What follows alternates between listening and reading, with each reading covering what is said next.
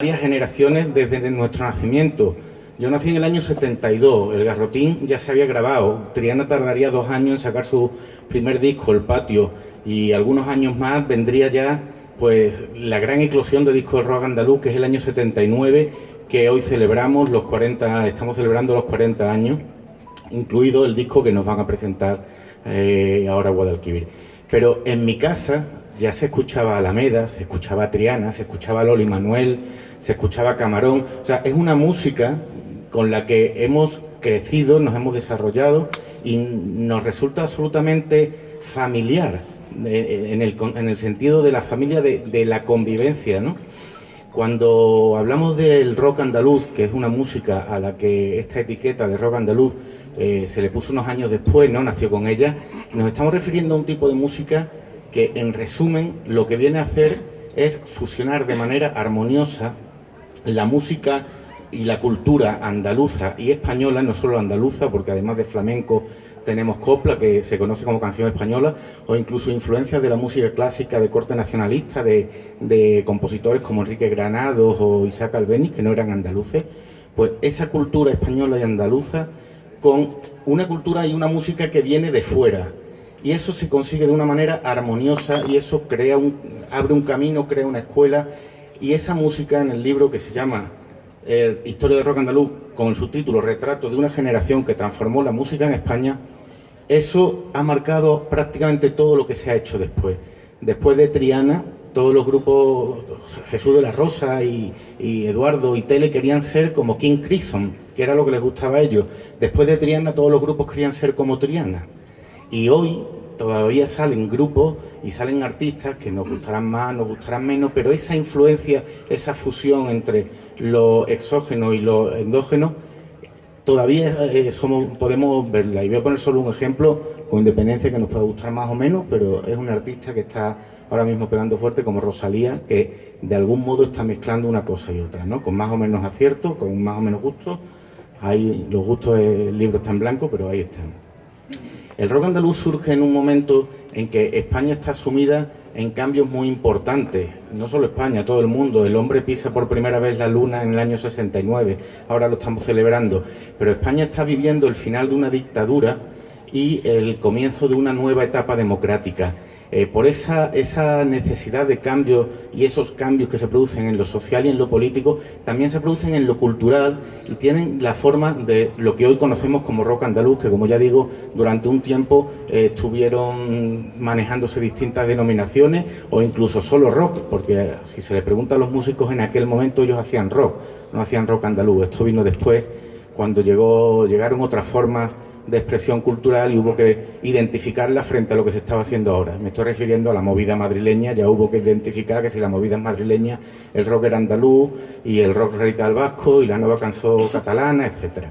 Pero bueno, ese es otro tema. Esto surge de la necesidad de los músicos, que eran jóvenes en aquel momento, de abrir las ventanas y investigar nuevos lenguajes musicales, mezclando, como he comentado, lo que ya se hacía aquí con lo que venía de fuera. Y lo que venía de fuera empieza a entrar por las bases americanas. No me quiero extender mucho porque aquí todo lo que hemos venido es a escuchar Guadalquivir, pero bueno, vamos a hacer someramente un recordatorio. Cuando se dice que la música extranjera, estamos hablando del rock progresivo, Jimi Hendrix, King Crimson, Pink Floyd, entra en España por las bases, ¿qué estamos hablando? No se cuela como se cuela una enfermedad, se cuela porque los músicos, los marinos que están destinados en estas bases, son jóvenes que traen su propia música, que las quieren escuchar porque están lejos de su país. Y cuando salen de fiesta se llevan sus discos a los garitos, a los clubs, a las discotecas, y allí los ponen, y los jóvenes de esta parte de Andalucía, porque luego explicaré que en Madrid eso no funcionaba, escuchan esa música. Y también organizan fiestas, invitan a los amigos españoles, y es de esa forma como la música va entrando en la música extranjera. El rock, que era un lenguaje universal de una generación, la juventud, va colándose en las casas y en las vidas de aquellas personas. Digo que esto surge en Sevilla porque es una música que se mueve en torno al underground, que es por debajo del suelo, ¿no? Lo que va un poco al margen de los cauces oficiales, de los canales oficiales.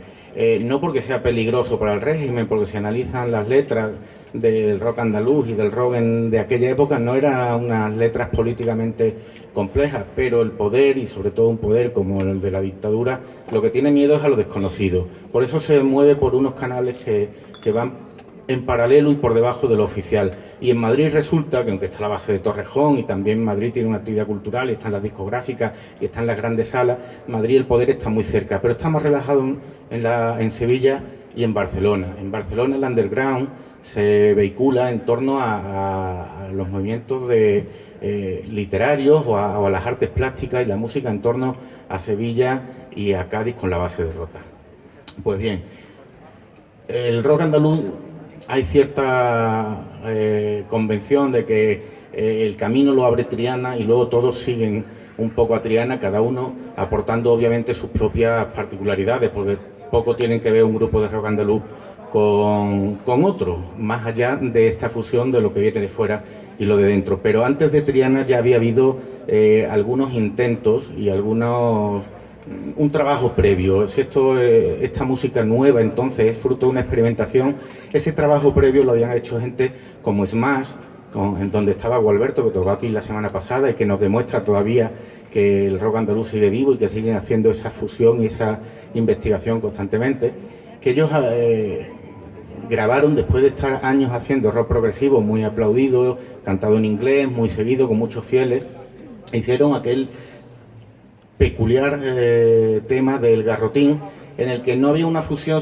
pero sí una juxtaposición, en el que Julio Matito cantaba en inglés y luego de repente entraba Manuel Molina, que se había incorporado al grupo para grabar aquel disco y cantaba con la voz rota, flamenca de gitano, pues cantaba en español, y eso era una especie de juxtaposición. El disco tuvo mucho éxito comercial, fue el principio del fin del grupo, pero abrió un camino. Llegó Triana, que al principio le costó, y luego los demás fueron viniendo detrás de otro: Alameda, Medina Zahara, CAI, Imán Califato Independiente, que Manuel Imán creo que toca la semana que viene aquí, Guadalquivir, Veneno y Pata Negra, que llegaron un poco después. También surgieron grupos como Granada, que no se llamaba Granada por la ciudad, era un grupo de Madrid, que se llamaba Granada por la fruta, de Carlos Cárcamo. Aquí también se hicieron cosas un poco después, ¿no? Porque ya todo aquello empieza a extenderse, y Camarón graba La leyenda del tiempo, donde un flamenco como él se mete a rockero, con un éxito también a posteriori apabullante. Y aquí en Granada, obviamente, también tenemos el caso de, unos años más tarde, Enrique Morente con Lagartijaní y su disco Omega, que es un disco inclasificable, pero es clásico y se ha convertido en un disco rompedor y bueno, que está en todos los rankings de discos de calidad en España, ¿no? No me quiero entretener mucho, simplemente quiero dedicar unas palabras a las bandas que van a participar o que están participando en este ciclo, ¿no? Gualberto, ya lo he dicho, venía de tocar en Smash, antes había tocado en Nuevos Tiempos con Jesús de la Rosa, y antes había incluso sido uno de los pocos músicos españoles que había estado presente en Woodstock, ¿no? Y si la música americana llegaba a España por las bases, él fue allí a conocerla de primera mano. Después de más, grabó 2 discos como Vericuetos y A la vida y al dolor, que son 2 discos fundamentales, y lo vemos que todavía sigue haciendo esa experimentación, porque esta música es fruto de una experimentación, lo está haciendo con una calidad y una maestría que así se convierte en referente, pues, de todos los grupos y de muchos expertos, hasta el punto de que Gonzalo García Pelayo, que le sonará a ustedes el nombre de esta persona, que es director de cine, productor musical, jugador profesional, y ha sido el descubridor de Triana y de muchos grupos, y productor de muchos grupos de rock andaluz, prácticamente de todos. Dice de Gualberto que es una de las personas, que es probablemente el músico vivo español de mayor calidad, el mejor músico vivo de España. Luego tenemos el caso de Imán Califato Independiente, que es una banda muy influida por la psicodelia, que el grupo del que surge, el grupo que es antecesor de Imán, es Goma, que graba un disco a la vez que Triana en 1974 que se llama 14 de abril, lo que con Franco vivo da muestra de que es un verdadero desafío. y ese grupo, Imán, Goma desaparece, Imán va a formar un grupo, Manuel Imán forma un grupo que se llama Imán, pero coincide en Rota con Marcos Mantero, con el que había coincidido en otro grupo anterior, y Marcos Mantero, que venía de Valencia de estar haciendo rock progresivo con Eduardo Bort, pues trae como nombre artístico Califato Independiente. Se unen en aquel disco, en aquel concierto en Rota, y a partir de ese momento el grupo se llama Imán Califato Independiente y graba 2 discos, el primero que se llama como el grupo, y la primera cara, Los Tarantos del Califato, es fruto de una improvisación que dura 20 y tantos minutos, que surge en ese mismo concierto, en aquel primer concierto, y fue algo mágico. Y menciono lo de la improvisación porque es una de las señas de identidad de este grupo, ¿no? de Imán. Manuel Imán, si vienen ustedes la semana que viene, verán que sigue haciendo un trabajo de fusión, de modernización de la cultura tradicional, y que es fantástico. Presentará, supongo, su disco Sevilla Infinita o hará otras cosas, pero verán como todavía está muy vivo, igual que Gualberto, igual que Guadalquivir, que los vamos a escuchar hoy. Guadalquivir es un grupo en el que surge casi por de una manera providencial, porque hay quien está buscando una banda para completar un cartel para un festival y se lo proponen a Luis Cobo Manglis, que era el hombre que en el libro digo que el hombre que siempre estaba allí. Luis Cobo estuvo con Triana tocando, había estado en Gong, luego estuvo colaborando también con Veneno, participó también en el disco aquel de Camarón de la Leyenda del Tiempo. Bueno, pues Luis contacta con Olaegui, con Andrés Olaegui, con el que había coincidido en el grupo Manantial, que es el germen del que surge Guadalquivir, y con el resto de los músicos de la banda, con Pedro Ontiveros, con Larry Martin, con Jaime Casado, y montan Guadalquivir. Se tiran ensayando 20 días seguidos, del orden de 10 horas diarias, para montar aquel concierto, pero se estrenan de una vez ante 7.000 personas. Y eso, pues claro, para ellos es un espaldarazo fantástico, y es un grupo que en el primer año dan pues como 90 conciertos, que eso es una barbaridad, ¿no? Aquel año tienen la suerte de tocar con Miguel Ríos, otro granadino, que los recluta para que lo acompañen en sus giras. Ellos ponen como condición que, además de tocar los temas de Miguel Ríos, van a tocar antes, con su nombre Guadalquivir, los temas de Guadalquivir. Y claro, para ellos eso es un empujón fantástico, ¿no? Se celebran ahora 40 años del primer disco que grabaron, que se llamaba como el grupo Guadalquivir, y que se conoció, se ha pasado la historia como el disco verde, por el color del vinilo, del plástico en el que se había editado, ¿no? Y ellos nos van a presentar una relectura de aquellos temas, lo que demuestra, y vengo a cerrar un poco el planteamiento que estaba haciendo, que el rock andaluz sigue vivo, que esa investigación, esa experimentación, esa indagación en las posibilidades de la música mezclando distintos estilos, pues todavía está vivo, por mucho que algunos se empeñen en pasar la página del rock andaluz, pero como todos los clásicos se vuelven eternos, ¿no? Termino simplemente diciendo que el libro, que yo no lo escribí como una enciclopedia, nunca pretendí hacer una enciclopedia, ni un vademecum, donde cada uno pudiera ir a consultar por orden alfabético un grupo o una fecha, un concierto, un nombre propio, no. El libro está constituido está conceptuado como un relato, como una crónica periodística sobre una época. Yo siempre digo que esto es un libro más de los músicos que de la música, y la prueba, el carácter periodístico en el buen sentido de la palabra, que desgraciadamente la profesión no atraviesa en estos momentos por su mejor época.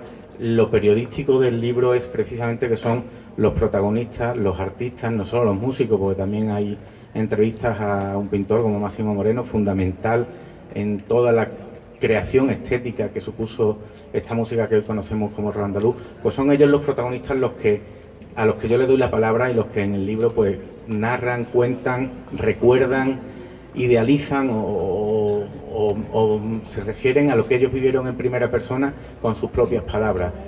Ello hace que en el libro haya pequeñas contradicciones, porque son puntos de vista diferentes de personas que se enfrentan de manera diferente a un mismo fenómeno, pero eso también lo hace ser un libro muy vivo.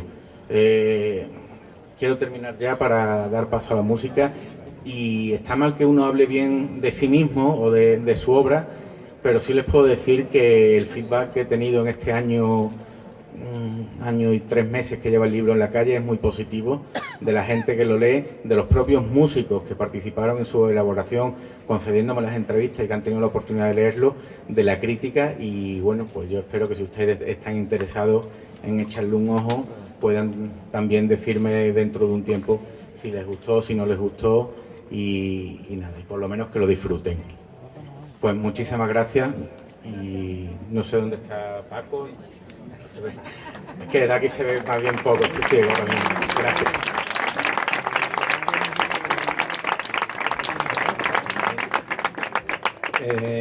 Bueno, ya han visto ustedes la erudición y la pasión de Ignacio. Perdón que lo interrumpa, no hay muchos libros, he traído 5 o 6 que son los que tenía, pero si alguien está interesado, pues... Eso lo iba a decir yo, pero ya lo ha dicho él. Al final del concierto, si alguien está interesado, él nos firmará los libros, encantado. Y ya dicho el agradecimiento a Ignacio, y si quieren saber más, pues en su libro, y sin más, pues damos paso a los agradecimientos generales, a la dirección del Carmen de la Victoria, a su administración, a Juan Carlos Morilla, a la directora Antonia Reyes y a todo el personal que nos facilita que estemos aquí celebrando estos conciertos. Agradecer también a otras personas, ha nombrado Ignacio, a Lagartija Niga, pues a Juan Codorniu, que hoy nos acompaña y que es un ejemplo vivo de todo eso que está contando y de la pujanza que sigue teniendo la música y la música en Granada. Y ha nombrado la Lagartija Nick. Ahora el proyecto de Valparaíso, pues les recomiendo que lo escuchen también.